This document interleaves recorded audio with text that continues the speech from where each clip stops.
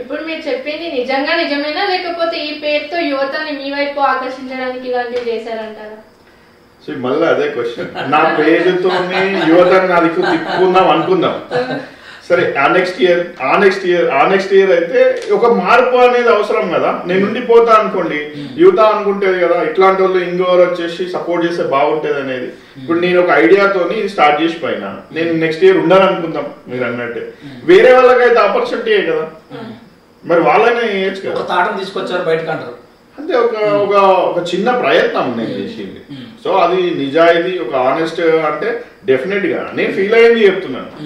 So ఒక యువత అంటే క్రికెట్ ఆడేటోడు 10 ఏళ్ల నుంచి దాదాపు 30 ఏళ్ల వరకు ఉంటారు. ఓకేనా? 10 ఏళ్ళ ఉందో నాకేం అవసరం ఉంటుంది, నేను యువత తిరుగు నా సైడ్ ఓటేయి అని చెప్పడానికి రేపు పొద్దుగాల నేను నిలబడతాయి. సో వాళ్ళకి ఓటకి రావడానికి ఇంకో 8 సంవత్సరాలు పట్టాలి. మరి నేను అట్లా అని చెప్పట్లేదు. కలిసిమెలిసి యువత అనేది విలేజ్కి వచ్చినప్పుడు ఇంటరాక్షన్ పెరుగుతుంది.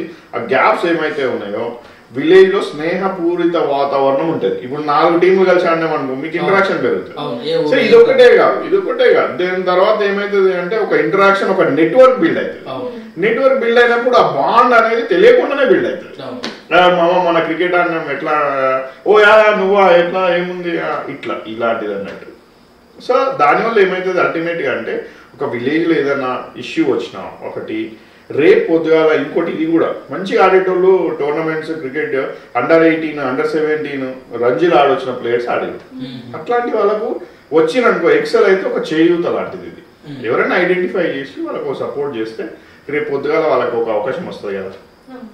అది కూడా ఒక ఇంటెన్షన్ అన్నట్టు.